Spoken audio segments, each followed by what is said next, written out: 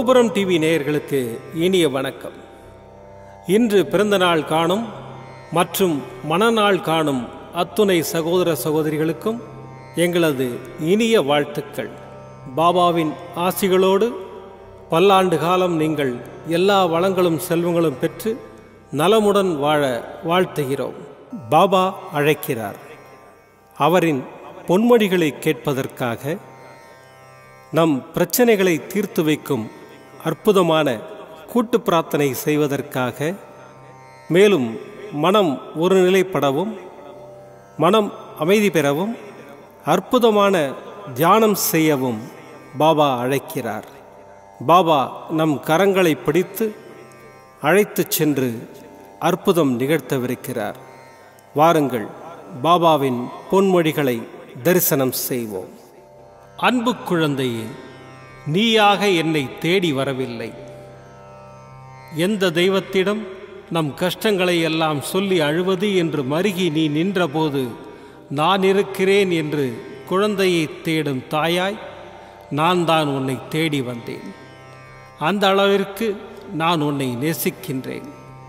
உன் பூர்வ புண்ணியம் மிகவும் பெரியது குழந்தையே. உன் மூதாதையர்கள் மற்றும் உன் தாய் தந்தை செய்த புண்ணியங்கள் நிறைய உள்ளது. அதனால்தான் நான் உன்னை தேடி வந்தேன். நான் உன்னுடன் எப்போதும் இருக்கையில் நீ எதற்கும் கலங்கக்கூடாது. வேண்டியதை நான் செய்வேன். என் குழந்தைகளின் நல்வாழ்வுக்காகவே அவதரித்து வந்தவன் நான். நீயோ நான் தேடி கண்டுபிடித்த புதையல். இந்த புதையலை திரும்பவும் மண்ணில் வீசி எறிய மாட்டேன். இனி இந்த சாயியின் கஜானாவில் உன்னை கண்ணின் மணியாய் பாதுகாப்பேன். உன் அப்பா சாயிருக்கிறேன், கலங்காதே. ஓம் சாய்ராம். பாபாவின் அற்புதமான பொன்மொழிகளை தரிசனம் செய்தோம். அடுத்த நிகழ்வு கூட்டு பிரார்த்தனை. நம் மனநலன் சார்ந்த பிரச்சனைகளுக்காகவும் உடல் நலன் சார்ந்த பிரச்சனைகளுக்காகவும் மற்றும் நம் அனைத்து விதமான பிரச்சனைகளுக்காகவும் சாய்நாதரிடம் கூட்டு பிரார்த்தனை செய்வோம். வாருங்கள், இந்த அற்புதமான கூட்டு பிரார்த்தனையை செய்வோம். பிரார்த்தனாஷ்டகம். 8 பிரார்த்தனைகள். சாந்தமான மனம் கொண்ட சாயிநாதரே, அறிவின் சிகரமே, அன்புள்ளம் கொண்டவரே, கருணை கடலே, உண்மையின் இருப்பிடமே, மாயை என்னும் இருளை அகற்றுபவரே, ஜாதி மத பேதங்களுக்கு அப்பாற்பட்டவரே, எங்களின் புரிந்து கொள்ளும் திறமைக்கு அப்பாற்பட்டவரே, அன்பின் இருப்பிடமே, ஷீரடி வாழ் இறைவனே, என்னை காப்பாற்றும், என்னை காப்பாற்றும். ஞான சூரியனே, ஞானத்தை வழங்குபவரே, பக்தர்களின் மனங்களில் உலவிடும் பரமஹம்சரே, அனைத்து நன்மைகளுக்கும் காரணமானவரே, தங்களை சரணடைந்தவரை காப்பவரே, படைக்கும் தொழில் புரியும் பிரம்மாவும் காக்கும் கடவுளான விஷ்ணுவும் நீங்களே. 3 உலகங்களையும் யுகங்கள் முடிவில் தன்னுள் ஐக்கியமாக்கிக் கொள்ளும் ருத்திரனும் தாங்களே. நீங்கள் இல்லாத இடம் இந்த பூமியில் ஏது? எல்லாம் அறிந்த இறைவன் நீங்கள். எங்கள் எல்லோரின் இதயங்களிலும் வசிப்பவரும் நீங்களே. எனது எல்லா குற்றங்களையும் மன்னிக்க வேண்டும் என்று வேண்டி கேட்டுக்கொள்ளுகின்றேன். அலை அலையாய் தொடர்ந்து வரும் சந்தேகங்களையும் மனமயக்கங்களையும் போக்குவீராக. நீங்கள் கோமாதா, நான் பிறந்த இளங்கன்று. நீங்கள் சந்திரன், நான் சந்திரகாந்த கல். தங்கள் பாதங்கள் கங்கை நதி. பணிவுடன் இந்த தாசன் உங்கள் பாதங்களில் தலை வணங்குகிறேன். உங்கள் கைகளை என் தலைமீது வைத்து ஆசை கூறுங்கள். என் கவலைகளும் துன்பங்களும் பறந்தோடட்டும். இந்த கணு தங்களின் தாசன்.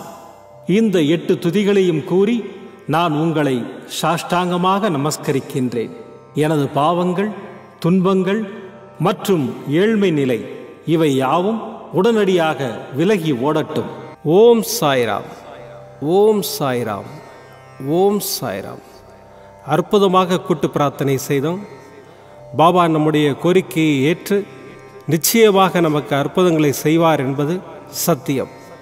இனி கண்களை மூடி பாபாவை மனதில் நிறுத்தி பாபாவின் அற்புதமான சக்தி வாய்ந்த மந்திரத்தை அனுபவிப்போம். ॐ शिरडीवासाय विद्महे सच्चिदानन्दाय धीमहि तन्नो साई प्रचोदयात्। ॐ शिरडीवासाय विद्महे सच्चिदानन्दाय धीमहि तन्नो साई प्रचोदयात्। ॐ शिरडीवासाय विद्महे सच्चिदानन्दाय धीमहि तन्नो साई प्रचोदयात्। ॐ शिरडीवासाय विद्महे सच्चिदानन्दाय धीमहि तन्नो साई प्रचोदयात्। ॐ शिरडीवासाय विद्महे सच्चिदानन्दाय धीमहि तन्नो साई प्रचोदयात्। ॐ शिरडीवासाय विद्महे सच्चिदानन्दाय धीमहि तन्नो साई प्रचोदयात्। ॐ शिरडीवासाय विद्महे सच्चिदानन्दाय धीमहि तन्नो साई प्रचोदयात्। ॐ शिरडीवासाय विद्महे सच्चिदानन्दाय धीमहि तन्नो साई प्रचोदयात्। ॐ शिरडीवासाय विद्महे सच्चिदानन्दाय धीमहि तन्नो साई प्रचोदयात्। ॐ शिरडीवासाय विद्महे सच्चिदानन्दाय धीमहि तन्नो साई प्रचोदयात्। ॐ शिरडीवासाय विद्महे सच्चिदानन्दाय धीमहि तन्नो साई प्रचोदयात्। ॐ शिरडीवासाय विद्महे सच्चिदानन्दाय धीमहि तन्नो साई प्रचोदयात्। ॐ शिरडीवासाय विद्महे सच्चिदानन्दाय धीमहि तन्नो साई प्रचोदयात्। ॐ शिरडीवासाय विद्महे सच्चिदानन्दाय धीमहि तन्नो साई प्रचोदयात्। ॐ शिरडीवासाय विद्महे सच्चिदानन्दाय धीमहि तन्नो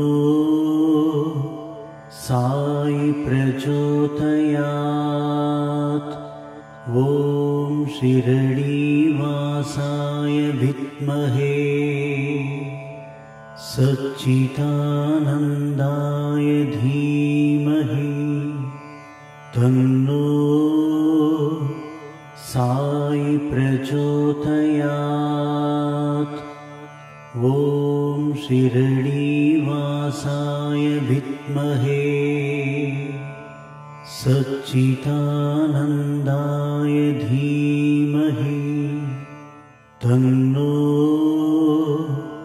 साई प्रचोदयात्। ॐ शिरडीवासाय विद्महे सच्चिदानन्दाय धीमहि तन्नो साई प्रचोदयात्।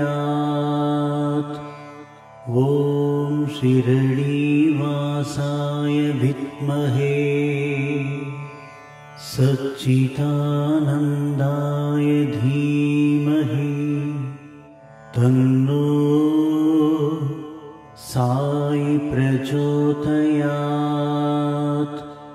ॐ शिरडीवासाय विद्महे सच्चिदानन्दाय धीमहि तन्नो साई प्रचोदयात्। ॐ शिरडीवासाय विद्महे सच्चिदानन्दाय धीमहि तन्नो साई प्रचोदयात्। ॐ शिरडीवासाय विद्महे सच्चिदानन्दाय धीमहि तन्नो साई प्रचोदयात्। ॐ शिरडीवासाय विद्महे सच्चिदानन्दाय धीमहि तन्नो साई प्रचोदयात्। ॐ शिरडीवासाय विद्महे सच्चिदानन्दाय धीमहि तन्नो साई प्रचोदयात्। ॐ शिरडीवासाय विद्महे सच्चिदानन्दाय धीमहि तन्नो साई प्रचोदयात्। ॐ शिरडीवासाय विद्महे सच्चिदानन्दाय धीमहि तन्नो साई प्रचोदयात्। ॐ शिरडीवासाय विद्महे सच्चिदानन्दाय धीमहि तन्नो साई प्रचोदयात्। ॐ शिरडीवासाय विद्महे सच्चिदानन्दाय धीमहि तन्नो साई प्रचोदयात्। ॐ शिरडीवासाय विद्महे सच्चिदानन्दाय धीमहि तन्नो साई प्रचोदयात्। ॐ शिरडीवासाय विद्महे सच्चिदानन्दाय धीमहि तन्नो साई प्रचोदयात् ॐ शिरडीवासाय विद्महे सच्चिदानन्दाय